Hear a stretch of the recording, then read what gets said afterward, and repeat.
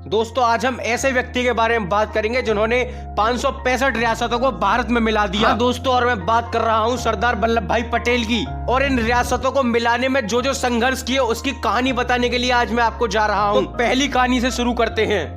जब जोधपुर के महाराज हनुमंत सिंह 1947 ईस्वी में धौलपुर के महाराज नवाब की सहायता से वे जिन्ना के साथ जाकर मिल गए, तो उन दोनों ने जिन्ना के साथ नेगोशिएशन कर लिया और जिन्ना ने भी उन दोनों को कन्वेंस कर लिया और उनसे कहा कि मैं आपको कोरे कागज पर साइन करके दे देता हूं कि जोधपुर के महाराज हनुमंत सिंह तुमको जो जो चाहिए तुम पाकिस्तान से ले सकते हो, हम तुम्हारे लिए कराची का बंदरगाह भी दे देंगे और तुम्हारे लिए रेलवे की सुविधा दे देंगे और अनाज और शस्त्रों के आवागमन की भी सुविधा दे देंगे। अब ये सब सुनने के बाद इनके लिए कंफर्ट आ गया, ये कहने लगे हम तो जाएंगे पाकिस्तान। और इन्होंने राजस्थान में आकर जो कि 22 रियासतें थी उनसे भी कह दिया कि चलो पाकिस्तान, वहां ज्यादा सुविधा है। तो बाकी रियासतें भी पाकिस्तान में जाने लगी और सभी ने भारत के साथ जुड़ने से मना कर दिया। इससे भारत को बहुत तकलीफ आ गई।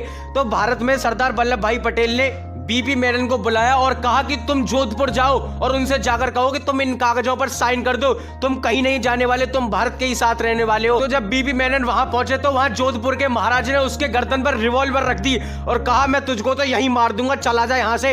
तो वह दोबारा लौट कर आए और सरदार वल्लभ भाई पटेल से कहा कि उसने तो मेरी गर्दन पर रिवॉल्वर रख दी। तो सरदार पटेल बहुत गुस्सा हुआ और उन्होंने कहा इसको तो फन दिखाकर ही डराना पड़ेगा। तो सरदार पटेल ने उनके लिए चिट्ठी भेजी कि तुम मुझसे दिल्ली मिलने के लिए आओ। जब वो दिल्ली मिलने के लिए आते हैं तो सरदार पटेल उनसे कहते कि तुम्हारे पिता तुमको मेरी देखरेख में छोड़ के गए थे, जो कि मेरे बहुत पक्के दोस्त थे। अगर तुम ऐसे नहीं मानोगे तो मैं तुम्हें एक पिता की खातिर समझाऊंगा। और जोधपुर के महाराज यह सुनकर डर गए। उसके बाद सरदार वल्लभ भाई पटेल सोचने लगे अगर जैसलमेर और बीकानेर पाकिस्तान में जाकर मिल गया और पूरी 22 की 22 रियासतें यानी कि पूरा राजस्थान पाकिस्तान में जाकर मिल गया तो हमारी देश की राजधानी के लिए खतरा बढ़ जाएगा, क्योंकि दूसरे देश के पास किसी देश की राजधानी का होना उस देश की राजधानी के लिए बहुत बड़ा खतरा हो सकता है। और सरदार पटेल जोधपुर के महाराज से कहते हैं अगर तूने पाकिस्तान के साथ जबरदस्ती की तो तेरी सारी जनता हिंदू है और मैं उन सब के साथ मिलकर विद्रोह कर दूंगा और तुझे तबाह कर दूंगा। इन सब को सुनकर जोधपुर के महाराज डर जाते हैं और सरदार वल्लभ भाई पटेल के कहने पर भारत के साथ मिलने के लिए उस कागज पर हस्ताक्षर कर देते हैं और कहते हैं कि मुझसे बहुत बड़ी गलती हो गई। और उसके बाद सारी 21 की 21 रियासतें हमारे भारत में मिल जाती हैं। और जब राजस्थान कंट्रोल में आ गया तो गुजरात का जूनागढ़ पाकिस्तान में जाने लगा, क्योंकि उसका नवाब मुसलमान था, इस वजह से वह पाकिस्तान में जाने की जिद करने लगा।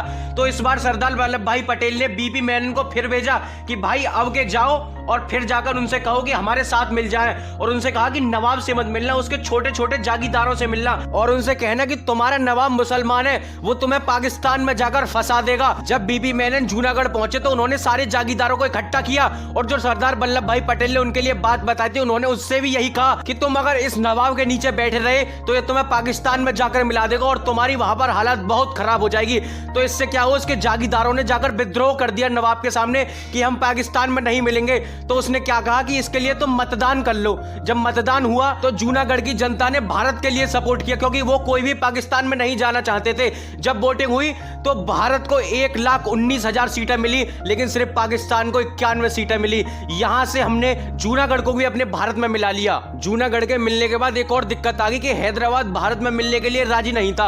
आज का हैदराबाद नहीं, उस टाइम का हैदराबाद। उस टाइम हैदराबाद में आंध्र प्रदेश, तेलंगाना, कर्नाटका और मध्य प्रदेश और छत्तीसगढ़ के बहुत सारे राज्य आते थे। उस टाइम भारत का वो पेट था, लेकिन पेट का बन गया कैंसर। भारत ने बहुत कोशिश की हैदराबाद को अपने साथ मिलाने के लिए, लेकिन जो नवाब का सलाहकार था कासिम रिजवी, वह बहुत बेकार था। वो हैदराबाद को भारत में मिलने नहीं देना चाहता था। हमारा देश 15 अगस्त 1947 को आजाद हुआ नहीं और उसने 12 जून 1947 को अपने को आजाद घोषित कर दिया और कहने लगा कि हम सबसे अमीर है, हम पर कोई कब्जा नहीं कर सकता और भारत तुम्हारी क्या औकात है, हम पर कोई कब्जा नहीं कर सकता। और सरदार पटेल उस टाइम युद्ध करना नहीं चाहते थे, क्योंकि भारत पाकिस्तान के बीच युद्ध की संभावना थी। और उन्होंने क्या किया, पाकिस्तान को जाकर 20 करोड़ रुपए और दे दिए, जिससे पाकिस्तान भारत से लड़ने के लिए और हथियार खरीद सके और भारत से कश्मीर छीन सके। और हैदराबाद में क्या होने लगा, माताओं का, बहनों का और हिंदू भाइयों का कत्ल होने लगा। और इसके बाद सरदार वल्लभ भाई पटेल ने उस निजाम से बहुत कोशिश की कि वह भारत में मिल जाए, लेकिन वह हर बार मना कर देता।